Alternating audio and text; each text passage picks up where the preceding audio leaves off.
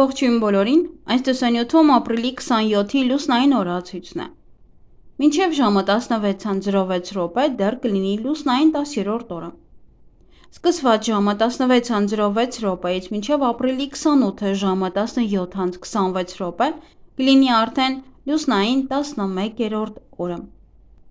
Այսօր լուսինը բավականին երկար ժամանակ ունի կանգնած դիրք,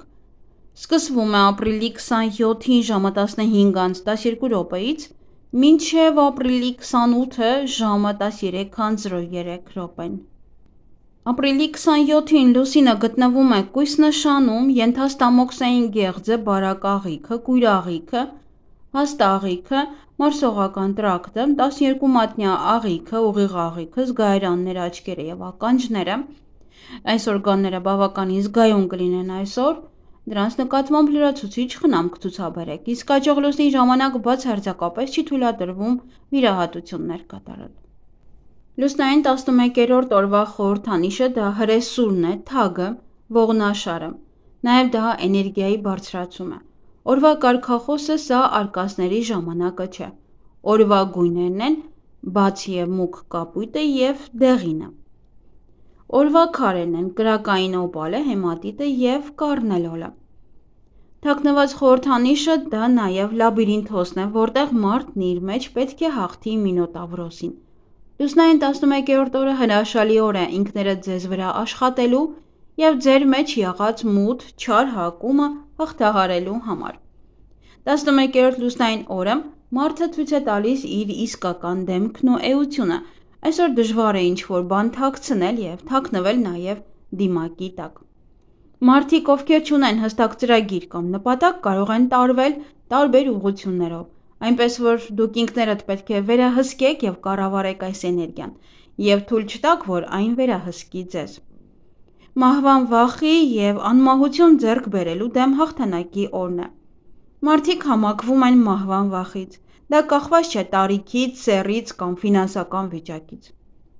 Երիտասարդները վախենում են ծերանալուց, կանայք վախենում են կորցնել իրենց գեղեցկությունը, հարուստները վախենում են սննկանալ և մնալ առանց ապրուստի միջոցի։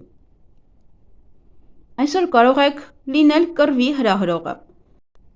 Հղիություն և բեղմնավորում։ Այսօրը բեղմնավորված տղան բոլոր հնարավորություններն ունի դառնալու շատ հզոր մարդ։ Մարտիկ,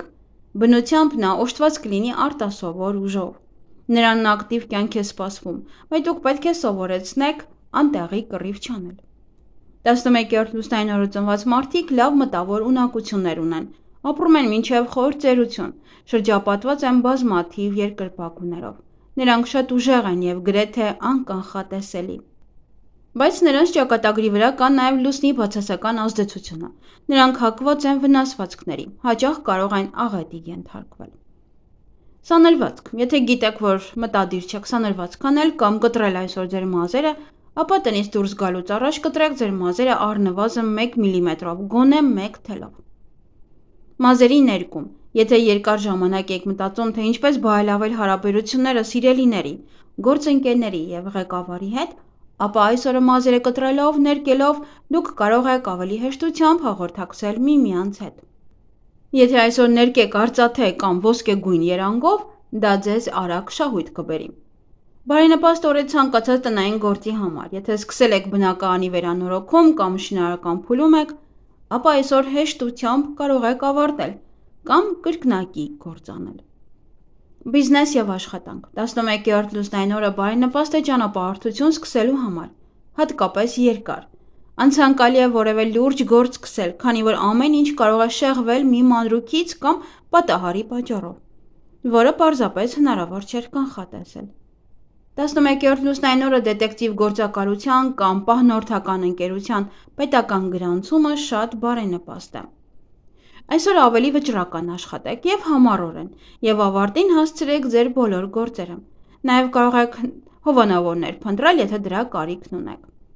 Դուք պետք է պատրաստ լինեք անակնկալների, քանի որ այսօրը պլանները կարող են իրականանալ ճիշտ հակառակը, նույնիսկ եթե ամեն ինչ թվում է մանրակրկիտ մտածված է և պատրաստված։ Պասիվ ապրելակերպ հարկավոր չէ այսօր վարել։ Եթե հաջողության չնչին կասկած ունեք, ապա ավելի լավ է չսկսել նոր գործեր։ 11-րդ լուսնային օրը բարենպաստ է շինարարության համար, բայց այն պայմանով, որ համոզված լինեք ավարտին եք հասցնելու սկսածը։ Հակառակ դեպքում այն չպետք է սկսեք։ Սկսնակ քաղաքական գործիչների համար այս ժամանակը նույնպես շատ բարենպաստ է։ Այսօր ողնաշարն ամենազգայունն ու խոցելին է։ Ուշադիր եղեք կտրող և դանակահարող առարկաներ օգտագործելիս։ Օրը բարենպաստ է բրոնխների և վերին շնչուղիների բուժման համար։ Անձնական կյանք՝ հիանալի օր է ռոմանտիկայի և մտերմության համար, բայց ոչ ամուսնության համար։ Բայց 11-րդ լուսնային օրը ամուսնության համար համարվում են բարենպաստ միայն այն զույգերի համար, ովքեր ունեն լիակատար ներդաշնակություն իրենց հարաբերություններում։ Բայց եթե վստահ չեք ձեր զգացմունքների կամ ձեր զուգընկերոջ զգացմունքների վրա, ապա այս ժամանակահատվածում չպետք է ամուսնանաք։ Ողբերգական հետևանքներից խուսափելու համար այսօր ավելի լավ է պարզապես հարսանիք չանել։ Եվ ուզում եմ նշել, որ 11-րդ լուսնային օրը բեղմնավորված երեխաները ունեն տիեզերական էներգիան վերափոխելու ունակություն, բայց նրանք միշտ չէ, որ այն օգտագործում են ավելի բարու համար, դա օգտագործում են այդ ուժը ավելի շատ չարի համար։ Էզոտերիզմ։ Եթե լուսնային 11-րդ օրը ծակող և կտրող առարկաներ, պատառաքաղներ, դանակներ, մկրատ, ասեղներ ընկնում են ձեզ վրա, ապա դա պետք է դիտարկել որպես մոտալուտ վտանգի նախազգուշացում։ Երազները դատարկ են, միայն ոմանք կարող են իրականանալ։ Երազները, որոնք կտեսնեք լուսաբացից առաջ, պետք է դրանք լավ ուսումնասիրել։